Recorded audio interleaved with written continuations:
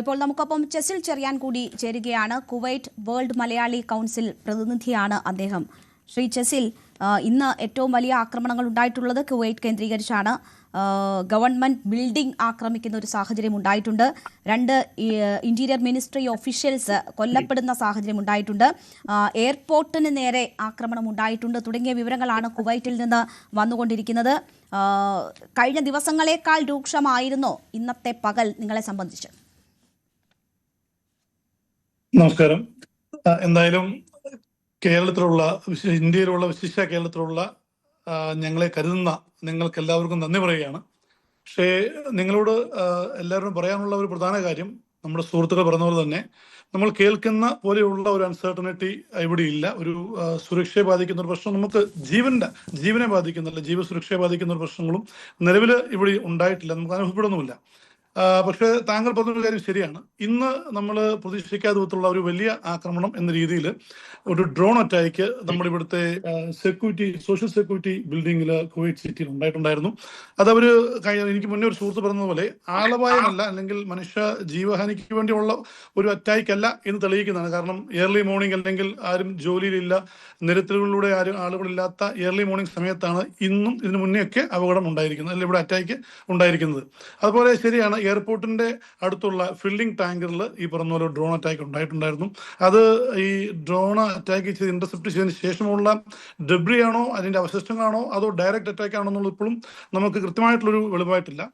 എല്ലാ ദിവസവും ഇവിടുത്തെ കുവൈറ്റ് ഡിഫൻസ് മിനിസ്ട്രിയുടെ സ്പോക്സ് പേഴ്സണ് കൃത്യമായിട്ട് ഔദ്യോഗികമായിട്ട് തന്നെ കറക്റ്റ് എത്ര മിസൈൽസ് വന്നു, എത്രയാണ് ഇന്റർസെപ്റ്റ് ചെയ്തു, അല്ലെങ്കിൽ എത്ര ഡ്രോൺ വന്നു ഒക്കെ കൃത്യമായിട്ട് പറയാറുണ്ട്. നിർഭാഗ്യവശാൽ ഇന്ന് 2 കുവൈറ്റി മിലിറ്ററി ഒഫീഷ്യൽസ് ഇതിന്റെ ഭാഗമായിട്ട് മരണപ്പെടുകയുണ്ടായി. പിന്നെ ഈ പറഞ്ഞതുപോലെ ഇവിടെ ഞാൻ പറഞ്ഞ കൊറോണ പോലെയുള്ള ഒരു എന്താ പറയുക, നമുക്കൊരു ഭക്ഷ്യസുരക്ഷയോ അല്ലെങ്കിൽ എക്കണോമി ഒരു രീതിയിലൊന്നും നമുക്കൊരു ആശങ്ക നിലവിൽ ഉണ്ടായിട്ടില്ല. പക്ഷേ ഈ യുദ്ധം ഇങ്ങനെ മുന്നോട്ട് പോവുകയാണെങ്കിൽ, ഇന്ന് വിമാനത്താവളമാണ് ആക്രമിക്കപ്പെട്ടിരിക്കുന്നത് അല്ലെങ്കിൽ ലക്ഷ്യമാക്കി വെച്ചിരിക്കുന്നത് എന്നൊരു സാഹചര്യം ഉണ്ടല്ലോ. ഏതെങ്കിലും തരത്തിൽ ഈ അമേരിക്കൻ സൈനിക കേന്ദ്രങ്ങൾ ലക്ഷ്യമിടാതെ ജനവാസ കേന്ദ്രങ്ങൾ ലക്ഷ്യമിട്ട് തന്നെ ആക്രമണം നടക്കുന്നു എന്നതൊക്കെയാണോ അത് സൂചിപ്പിക്കുന്നത്? തീർച്ചയായിട്ടും അല്ല. കാരണം ഇവിടുത്തെ ആക്രമണത്തിന് രീതി നോക്കുകയാണെങ്കിൽ, ഇന്നിപ്പോ ഈ എയർപോർട്ട് ലക്ഷ്യമാക്കി ആക്രമിച്ചു എന്ന് പറയുമ്പോഴും എയർപോർട്ട് എന്ന സെൻട്രൽ ബിൽഡിംഗ് അല്ല ഇന്ന് ആക്രമിക്കപ്പെട്ടത്. അതിനോട് ചേർന്നുള്ള ഒരു ഓയിൽ ഒരു ടാങ്കാണ്, നമ്മൾ ഓയിൽ ഫില്ല് ചെയ്യുന്ന ഒരു ടാങ്കിനെയാണ് ആക്രമിച്ചിരിക്കുന്നത്. ശരിയാണ്, നമുക്ക് പറയാൻ പറ്റത്തില്ല. കാരണം ഈ ഡ്രോണൊക്കെ വന്ന് വീഴുന്നത് കാരണം ഈ എയർപോർട്ടിന് തൊട്ട് ചേർന്ന ഒരു എയർബേസ് ഉണ്ട്. അത് ആക്ച്വലി കുവൈറ്റിന്റെ തന്നെയാണ് എയർബേസ്. പക്ഷേ അവിടെ അമേരിക്കൻ മിലിറ്ററി ഓപ്പറേറ്റ് ചെയ്യുന്നുണ്ട്. ഒരു പക്ഷേ അതിനോട് ചേർന്നുള്ളൊരു സ്ഥലമാണ്, വളരെ ചേർന്നാണ് ആ സ്ഥലം. ഇനി അതിനെ ലക്ഷ്യം വെച്ചിട്ട് ഇവിടെ വന്ന് പതിച്ചതാണോ, ഇന്റർസെപ്റ്റ് അതിന് മുന്നേ ചെയ്തതിന് ശേഷം പതിച്ചതാണോ എന്നുള്ള ആധികാരികമായ റിപ്പോർട്ടൊന്നുമില്ല. സോഫാർ നമുക്ക് സൈറൻ കൃത്യമായിട്ട്, ഇവിടെ ഞാൻ പറഞ്ഞല്ലോ, രാത്രികളിലാണ് കൂടുതലും ഇവിടെ ഈ പറയുന്ന അറ്റാക്കുകൾ നടന്നുകൊണ്ടിരിക്കുന്നത്. ഡേ ടൈം നോക്കുകയാണെങ്കിൽ ഓഫീസൊക്കെ സർവ്വസാധാരണമായിട്ട് പ്രവർത്തിക്കുന്നു. റമദാൻ സമയത്തല്ലാതെ തന്നെ നമുക്കറിയാം ഒരു ഡ്യൂട്ടി ചേഞ്ചും സമയക്കുറവുകളൊക്കെ ഉണ്ട്. അപ്പം നിരത്തുകൾ, പൊതുവേ റോഡുകൾ കുറച്ച് കാലിയായിരിക്കും. അതുപോലെ തന്നെ തോന്നാറുള്ളൂ. ഇവിടെ റോഡുകളിൽ പ്രത്യേകിച്ച് ഒന്നും തോന്നാറില്ല. ഏർലി മോർണിംഗിൽ മാത്രം റോഡൊന്ന്, എയർപോർട്ട് റോഡുകളൊക്കെ ഒന്ന് ബ്ലോക്ക് ആയിരുന്നു. അല്ലാത്ത പക്ഷം എല്ലാ ഓഫീസുകളും, majority of the offices working properly. പിന്നെ ചില ഓഫീസുകൾ, ഇപ്പോൾ എയർവേസ് പോലെയുള്ള, കുവൈറ്റ് എയർവേസ് പോലെയുള്ള ചില ഓഫീസുകൾ അവരുടെ സ്റ്റാഫിന്റെ ഒരു എണ്ണം കുറച്ചു എന്നല്ലാതെ അത് പ്രത്യക്ഷമായിട്ട് ആരെയും ഒരു പാനിക്കായിട്ട് ഒരു സിറ്റുവേഷനിലൂടെ കടന്നു പോയിട്ടില്ല. എംബസി ആണെങ്കിലും വളരെ കൃത്യമായ രീതിയിൽ ഒരു ഗ്രൂപ്പ് തന്നെ ആരംഭിച്ചു. കുവൈറ്റിനെ സംബന്ധിച്ച് എയർ സ്പേസ് ക്ലോസ് ചെയ്തിട്ടുണ്ട് എന്നതാണ് മനസ്സിലാകുന്നത്. നമുക്കറിയാം വെക്കേഷൻ ടൈമാണ്, നിരവധി പേർ അങ്ങോട്ടും ഇങ്ങോട്ടും ഒക്കെ വരാൻ ഉദ്ദേശിച്ചിരിക്കുന്ന സമയമാണ് ഈ കടന്നുപോയിക്കൊണ്ടിരിക്കുന്നത്. അപ്പോൾ അത് വലിയ ആശങ്കയായി മലയാളി സമൂഹത്തിന് മുന്നിലുണ്ടോ? ആശങ്കയായിട്ടുണ്ടായിരുന്നു. ഒരു 4 ദിവസം മുന്നേ കുവൈറ്റ് ഗവൺമെന്റ് വളരെ ഒരു എന്താ പറയുക, ഹ്യൂമാനിറ്റേറിയൻ കൺസിഡറേഷനോടുകൂടി ഒരു ഉത്തരവ് പുറപ്പെടുവിച്ചിരുന്നു. അതായത് വിസിറ്റ് വിസയിൽ ഇവിടെ തങ്ങി കാലാവധി തീർന്നവർക്ക് അത് ഓട്ടോമാറ്റിക് ആയിട്ട് എക്സ്റ്റെൻഡ് ചെയ്ത് കൊടുക്കുകയും നാട്ടിൽ നിന്ന് ഇങ്ങോട്ട് വരാൻ, അതായത് ഇവിടെ വർക്ക് പെർമിറ്റും വിസയൊക്കെ ഉള്ള ആൾക്കാർക്ക് ഇങ്ങോട്ട് വരാൻ സാധിക്കാതെ, അല്ലെങ്കിൽ റീ എൻട്രി സമയം അത് കൃത്യമായ സമയത്ത് ഇവിടെ എത്താൻ സാധിക്കാതെ വരുന്നവർക്ക് 3 മാസം ഓട്ടോമാറ്റിക്കായിട്ട് അത് ചെയ്തു കൊടുക്കും. അതുപോലെ ഓൾമോസ്റ്റ് എല്ലാ കമ്പനികളും അവർക്ക് ജോലിക്കുള്ള അവരെ ഇത് വേവ് ചെയ്ത് കൊടുക്കുന്നുണ്ട്, കാര്യങ്ങൾക്ക് എല്ലാ എക്സംഷൻസ് കൊടുക്കുന്നുണ്ട്. അതുകൊണ്ട് അതുകൊണ്ട് അങ്ങൊരു ആശങ്ക ജനിപ്പിക്കുന്നതല്ല കുറച്ച് കാര്യങ്ങൾ, അല്ല പൊതുവെയുള്ള കാര്യങ്ങൾ. പിന്നെ സ്വന്തക്കാർ മരിച്ചുപോയി, ഇപ്പം ഈയിടെ നമുക്കറിയാം ഒരാളുടെ പിതാവ് മരിച്ചുപോയി, അല്ലെങ്കിൽ മാതാവ് മരിച്ചു, അങ്ങനെയൊക്കെ ഒരുപാട് പേര് വിഷമം അനുഭവിക്കുന്നത് പോകാൻ സാധിക്കാതെ വരുന്നുണ്ട്. പിന്നെ ഉള്ള കാര്യം എന്ന് പറയുന്നത്, ഇവിടെ ട്രാൻസിറ്റ് വിസയിൽ US നിന്നും UK നിന്നും മറ്റു രാജ്യങ്ങളിൽ നിന്നും ട്രാൻസിറ്റ് വിസയിൽ വന്ന് ഇവിടെ ഒരു എന്താ പറയുക സ്റ്റാൻഡേർഡായിട്ട് കിടന്ന കുറച്ച് ഇന്ത്യൻസ് ഉണ്ടായിരുന്നു, മലയാളീസും ഉണ്ടായിരുന്നു. അവരെ ജസീറയൊക്കെ നേരത്തെ തന്നെ ഒരു പരിധി വരെ ഇവിടുന്ന് സൗദി വഴി അവരെ കടത്തിവിട്ടു. ഇന്നലെ 140 പേരോളം വീണ്ടും ഇവിടുന്ന് സംഘം പോയിട്ടുണ്ട്. അവർ ഇന്ന് പോകേണ്ടതായിരുന്നു, വീണ്ടും നാളത്തേക്ക് അത് റിയാദിൽ നിന്ന് പോസ്റ്റ്പോൺ ചെയ്തു എന്ന് കേൾക്കുന്നു.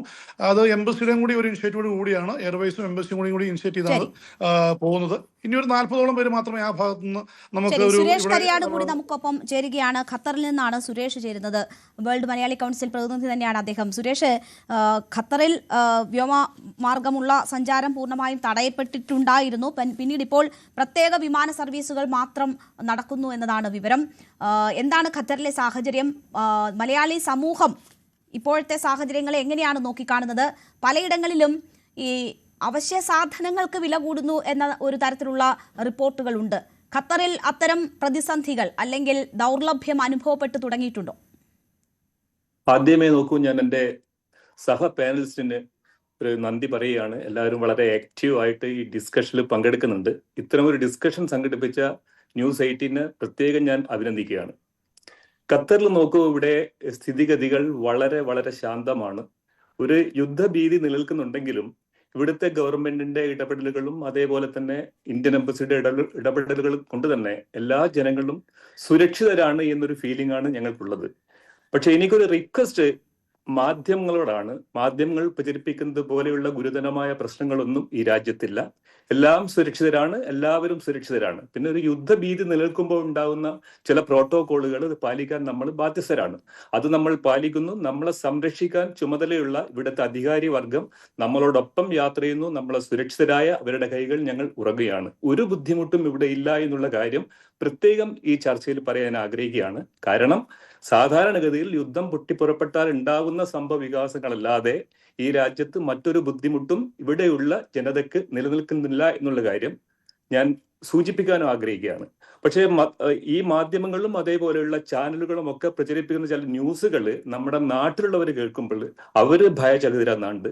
അതുകൊണ്ട് എനിക്കുള്ള റിക്വസ്റ്റ് എന്താണെന്ന് വെച്ചാൽ, ഇത്തരം സംഭാഷണങ്ങൾ നമ്മൾ ഒരു വാർത്താ മീഡിയത്തിൽ പറയുമ്പോൾ അത് നിങ്ങൾ കൂടെ അതിലൊരു ഇൻട്രസ്റ്റ് എടുത്തിട്ട് ഇവിടുത്തെ സാഹചര്യങ്ങൾ ഇത്ര ഗുരുതരമല്ല എന്നുള്ള രൂപത്തിൽ അറിയിക്കാനുള്ളൊരു ബാധ്യത കൂടി മാധ്യമ പ്രവർത്തകർ എന്ന നിലക്ക് നിങ്ങൾക്കുണ്ട്. അതുകൊണ്ട് നിങ്ങൾ കൂടെ സഹകരിക്കണം. നമ്മൾ എന്താണ് അവിടുത്തെ യഥാർത്ഥ സിറ്റുവേഷൻ, നിങ്ങൾ അനുഭവിക്കുന്ന സിറ്റുവേഷൻസ് എന്ന് അറിയാൻ വേണ്ടിയിട്ട് തന്നെയാണ് ഈ ചർച്ചയും വെച്ചിരിക്കുന്നത്. നോക്കൂ, പക്ഷേ 100 കണക്കിന് ഡ്രോൺ വരുന്ന